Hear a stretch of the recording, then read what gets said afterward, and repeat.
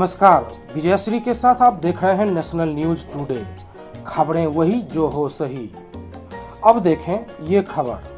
बिहार विधानसभा चुनाव की तिथि की घोषणा अब होने ही वाली है। सभी दल अपने अपने संभावित प्रत्याशियों की लिस्ट तैयार करने में लगी हुई है।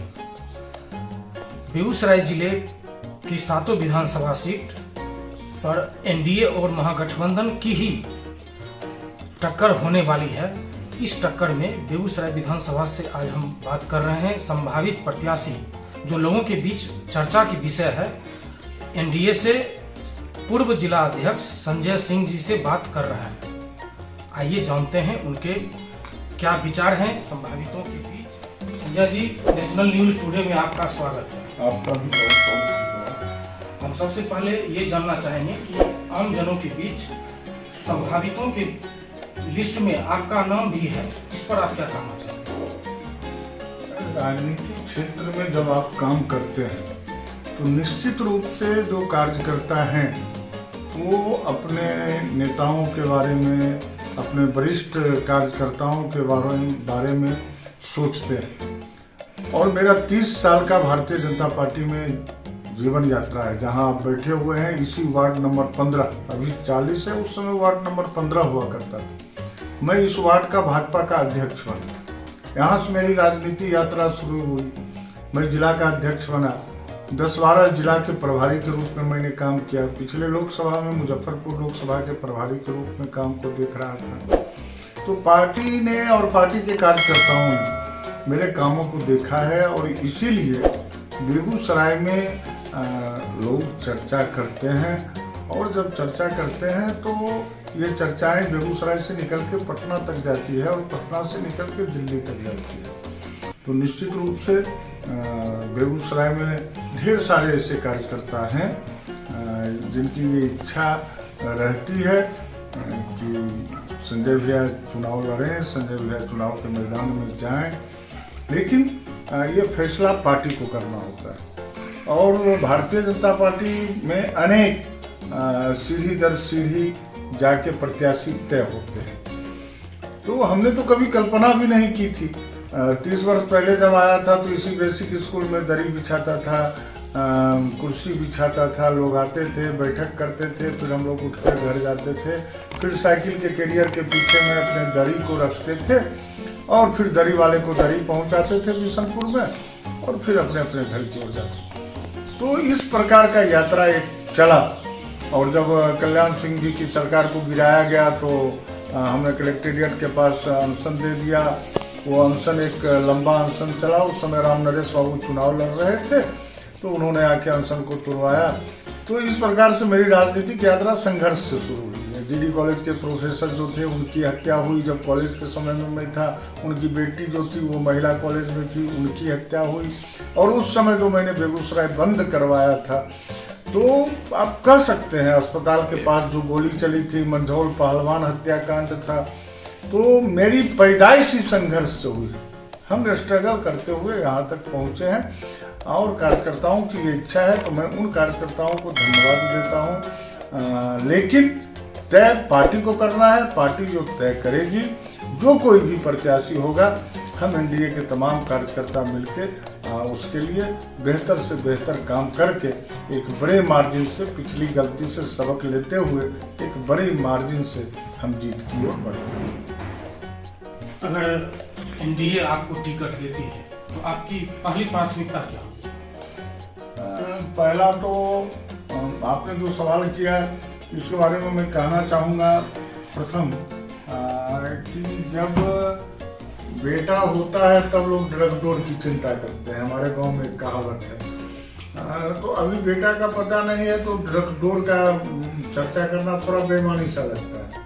लेकिन आपने पूछा है कि आपकी, क्योंकि मैं जनता के बीच एक कार्यकर्ता के रूप में और लगातार जन समस्याओं को लेकर रहा हूँ, तो मैं इसका जवाब इसी रूप में दे सकता हूँ कि मेरी पहली मैंने प्राथमिकताएं, आप इसको इस कदर कर सकते हैं, अगर पार्टी के तमाम मापदंडों पे मैं खरा उतरा, क्योंकि अभी जो बात हम कर रहे हैं वो हेतु मध्य भविष्य काल में कर रहे हैं कि अगर वर्षा होगी तो खेती अच्छी होगी। तो अगर पार्टी के सारे मापदंडों को पूरा करते हुए मैं प्रत्याशी बना और अगर बेगूसराय की जनता के अपार स्नेह और प्यार से मैं जनप्रतिनिधि अगर बन सका तो मेरी प्राथमिकता जो है वो बिल्कुल स्पष्ट है। हमारा बेगूसराय शहर नगर पंचायत नगर परिषद से होते हुए नगर निगम बन गया, लेकिन वो गांव में कहते हैं ना कि बेंग भी पेशाब कर दे तो बाढ़ आ जाए, बस वही हाल अपनी बेगूसराय शहर है कि अगर हल्की सी भी बारिश की बूंदें हुई आप इस शहर में चल नहीं सकते। जो पैर में पहनने की चीज है उसे आप हाथ में पहनना शुरू कर देते, तो ये एक बहुत बड़ी समस्या। तो हमारा सबसे पहला प्राथमिकता शहर के लिए जो रहेगा वो रहेगा कि शहर को जल समस्या से मुक्त करना। अब इसके लिए क्या करना पड़ेगा वो योजनाएं दिमाग में है, ठीक है, किस प्रकार से फलीभूत होगी, लेकिन पहली समस्या जो है कि पूरे शहर को जल जमाव की समस्या से मुक्त करना। दूसरा, अपना बेगूसराय शहर फैल नहीं रहा। पहला ऐसा शहर है बेगूसराय जहाँ पे आप देखिएगा कि जहाँ कलेक्टेरिएट है वहीं पे एसपी का ऑफिस है, वहीं पे अस्पताल है, वहीं पे रजिस्ट्री ऑफिस है, वहीं पे एसडीओ का ऑफिस है, वहीं पे नगर थाना है, यानी सारे के सारे चीज वहीं पे है। तो कहीं न कहीं ये चीज निश्चित रूप से बेगूसराय को फैलने शुरू करे। तो बेगूसराय को और फैलना चाहिए ताकि आबादी जो बिल्कुल सघन है उस आबादी को थोड़ा सा तोड़ा जाए और व्यावसायिक रूप से भी बेगूसराय और फलीभूत हो। तो इसके लिए एक बेगूसराय में कैसे फैलाव हो, ये एक बहुत बड़ा विषय है। तीसरा विषय है कि यहाँ पे अपना एक विश्वविद्यालय, आपको बेगूसराय शिक्षा की स्थिति में कहाँ पे है इसकी अगर केवल आप कल्पना करेंगे तो आपको लगेगा कि यहाँ से कम 100 करोड़ रुपया दूसरे स्टेट में यहाँ के बच्चे जो पढ़ते हैं उस पैसे का यहाँ से आदान प्रदान दूसरे स्टेटों में होता है। तो हमारे पास कहने को ठीक है इंजीनियरिंग कॉलेज वहाँ पे खुल गई है, लेकिन क्वांटिटी नहीं, उसका क्वालिटी के साथ, गुणवत्ता के साथ इंजीनियरिंग कॉलेज हो। हमारे इंजीनियरिंग कॉलेज में लड़का पढ़े, हमारे मेडिकल कॉलेज में लड़का पढ़े, ये गुणवत्ता उस कॉलेज का होना चाहिए। सरकारी स्कूल जो है वो खंडहर बन गई। वहाँ की जो व्यवस्था जो है सरकार ने सारी व्यवस्था की है, भोजन की व्यवस्था की है, सरकार ने पोशाक की व्यवस्था की है, सरकार ने साइकिल देने की व्यवस्था की है, उसका केवल क्रियान्वयन जो है वो क्रियान्वयन वहाँ से मिलके संजीदगी के साथ करने की जरूरत है। अभी जो वर्तमान में प्रतिनिधि है उनके क्रियाकलाप कैसा आपको लगता है? मेरी एक आदत रही है कि मैं किसी पे टीका टिप्पणी नहीं करता, लेकिन मैं ये कहना चाहता हूँ विधायक के रूप भोला बाबू ने जो बेगूसराय में जनता आम जनता से मिलके जो काम करने का काम जो शुरू किया उस चीज को आगे बढ़ा रहे हैं अपने माननीय सांसद गिरिराज। जब देखेंगे कि उनका सप्ताह में प्रोग्राम होता है तो एक दिन में 10 कार्यक्रम 12 माने जनता के बीच में खुद जाना, जनता से समस्या को लेना और बिना शोर शराबे का उसका निराकरण कर देना। तो एक ऐसा जनप्रतिनिधि बेगूसराय को चाहिए जो 24 घंटे जनता के लिए अवेलेबल हो। जनता निश्चित रूप से एक ऐसे प्रतिनिधि करें कि मैं वहां जा रही हूं, मैं वहां जा रहा हूं, मैं ये कर रहा हूं। आप कितने जगह जा सकते हैं? आपका एक निश्चित, अगर आप बेगूसराय के प्रतिनिधि है या किसी क्षेत्र के, अपने जिला में कुछ ऐसे प्रतिनिधि हैं जो कि पूरे का पूरा समय अपने क्षेत्र में देते हैं, एनडीए के ऐसे प्रतिनिधि कुछ हैं, लेकिन आप ही सोचिए कि क्या जो बेगूसराय का जो विधानसभा का जनप्रतिनिधि है बेगूसराय में कितना समय दे पा रहे हैं। अब चुनाव का मौसम आया है तो कुछ शिलान्यासों को देख रहा हूँ, कुछ नारियल फूटते हुए देख रहा हूँ, लेकिन इन 5 सालों में कितनी बार जनता की समस्याओं को लेकर सड़क पे आए, वो तो विपक्ष में थी, हमारी मजबूरी हो सकती थी। या जब वो सरकार में रही तो उन्होंने बेगूसराय के लिए एक काम आप हमको खोज के बताते तो बेगूसराय विधानसभा में उन्होंने क्या किया। तो जब वो सरकार में थी तो कोई एक काम नहीं, और जब विपक्ष में थी तो जनता के लिए कोई एक आंदोलन नहीं। तो इनका मूल्यांकन आप स्वयं करें कि ये कैसी प्रतिनिधि बेगूसराय में या बेगूसराय के सातों विधानसभा क्षेत्रों में एनडीए को ही लोग वोट क्यों करेंगे? ऐसा क्या खासियत है जो किसी को वोट करेंगे? आपने बहुत अच्छा सवाल पूछा। अगर ये सवाल आप नहीं पूछते तो हमें लगता है कि इस इंटरव्यू के कोई मायने नहीं। आप याद करें कि जिस समय मोदी जी ने कहा था कि हर बैंक के खाते खुलेंगे गरीबों के बैंक में खाते खुलेंगे, तो लोगों ने इसे मजाक किया। मैं आपके चैनल के माध्यम से केवल याद दिलाना चाहता हूं कि जब बैंक में अगर हमको और आपको पासबुक खुलवाना पड़ता था तो कम से कम 3 से 4 और इतने कागज बैंक से मांगे जाते थे, लेकिन बड़ी ही सरलता पूर्वक लोगों ने अपना खाता खोला। अनेक लोगों ने आरोप लगाया कि खाता खोल के क्या हो। फिर मैं याद दिलाना चाहता हूं कि कांग्रेस के प्रधानमंत्री ने कहा था कि जब जनता के पास 1 रुपया जाता है तो 85 पैसे रास्ते में रह जाते हैं, 15 पैसे जनता के पास पहुंचता है। लेकिन जन धन योजना के तहत 1 रुपये में से 1 रुपये जनता तक जाने का काम। जनता ने इस सच्चाई को देखा, खास करके कोरोना जैसे वैश्विक महामारी में जब हम 500 रुपये करके 3 किस्त 1500 रुपया हम जब किसानों के लिए 2-2 हजार रुपया करके देने का काम, जब हमने 6000 रुपया देने का काम किया, उज्ज्वला गैस योजना का जो पैसा था वो जब हमने देने का काम किया, तब जाके लोगों को लगा कि जनधन योजना का क्या इम्पोर्टेंस है। फिर आप याद करें, बहुत ज्यादा दिन नहीं हुआ है, जब हम गांव के क्या शहर की सड़कों पे जाते थे, यहीं खाटोपुर में आप जाते तो शाम में जैसे ही सूर्यास्त होता था तो हमारी माँ बहन लोटा लेके इस रमजानपुर से खाटोपुर तक चले जाइए, बदना लोटा लेके सड़क के किनारे बैठे हुए। जब मोटरसाइकिल का रोशनी पड़ता था तो माँ बहनें उठ जाती थी, फिर रोशनी समाप्त होता था, फिर बैठ जाती। शौच कम, उठा बैठक ज्यादा हो जाता था। मोदी जी ने कहा नहीं, ये हमारी मातृशक्ति के मान सम्मान के साथ खिलवाड़ है।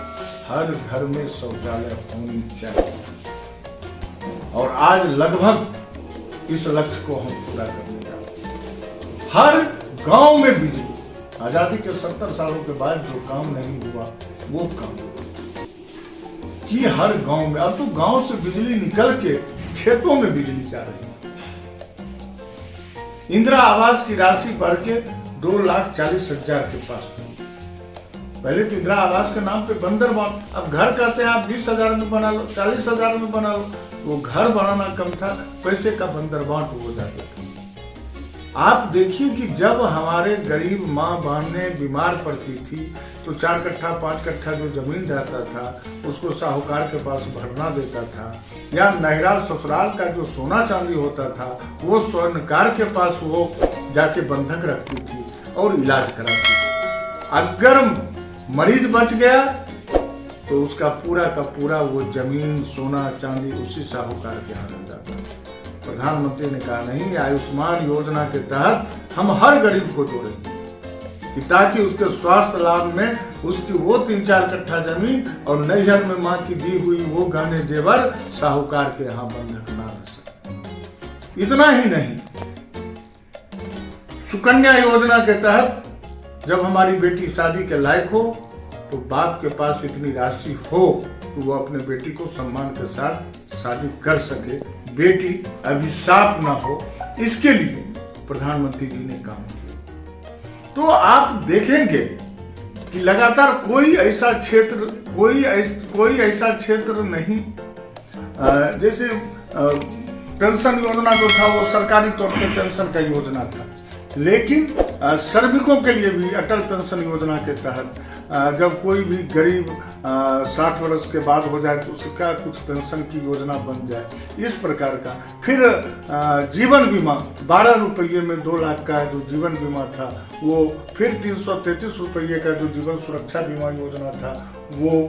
तो इस प्रकार से आप देखेंगे तो समाज के अंतिम पायदान पे बैठे व्यक्ति का चिंता करने वाला भारत का कोई प्रथम प्रधानमंत्री आया है, जो कि समाज के अंतिम पायदान पे बैठे व्यक्ति की भी चिंता करता है और भारत की सीमा पे लड़ने वाले हमारे सेना के जवानों की भी चिंता करता है और कोरोना जैसे वैश्विक महामारी से लड़ने में आत्मनिर्भर भारत की भी बात करता है और कोरोना योद्धाओं को, अपने सिस्टर को, नर्स को, डॉक्टर को, सफाई कर्मी को भी सम्मानित करने का काम करता है। आप देखे होंगे कि कुंभ मेला याद करें, कुंभ मेला में प्रधानमंत्री ने अगर किसी का पैर धोने का काम किया था तो वो सफाई कर्मी मल्लिक समाज के 5 ऐसे लोग थे जिन्हें प्रधानमंत्री जी ने अपने हाथों से उनके पैरों को धोया था।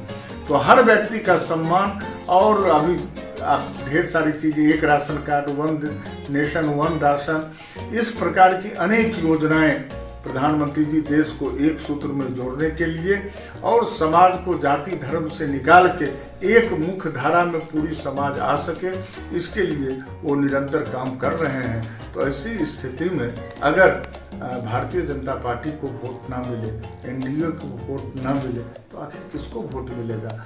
याद कीजिए, कल तक हमारे लालू जी के शासनकाल में 15 वर्षों में क्या हुआ?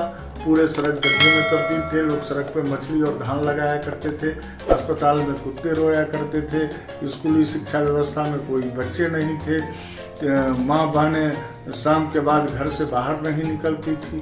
तो अब लालटेन युग से हम एलईडी युग में आ गए हैं। तो इसीलिए जनता निश्चित रूप से इस चीज़ को देख रही है। जनता पुनः उस अंधकार में या लालटेन युग को नहीं देखना चाहेगी। अब जनता विकास के साथ प्रधानमंत्री नरेंद्र मोदी जी के साथ कदम से कदम मिला के आगे बढ़ेगी, क्योंकि हर जनता को लगता है प्रधानमंत्री नरेंद्र मोदी और कोई नहीं, मेरा बेटा है, मेरा भाई है, मेरा भैया है। इस प्रकार का संबंध, जो सामाजिक सरोकार का संबंध प्रधानमंत्री जी ने बनाया है, ये एक काफ़ी ही मजबूत संबंध है, आम जनता से संबंध। और यही आम जनता का संबंध जो है प्रधानमंत्री जी को लेके आगे जा रहा है और एनडीए को भी आने वाले समय में कह सकते हैं कि बहुत बड़े बहुमत से जिताने का काम करेगा। आज मैंने पूर्व जिला अध्यक्ष बीजेपी के संजय कुमार सिंह जी से बात किया, जो बेगूसराय विधानसभा के संभावित उम्मीदवारों में सबसे ऊपर चल रहे हैं। और हम इसी तरह आपको अगले दिन फिर एक संभावित कैंडिडेट से बात करेंगे और आपके बीच आएंगे। धन्यवाद। कृपया नेशनल न्यूज टुडे चैनल को सब्सक्राइब करें। Please subscribe national news today channel.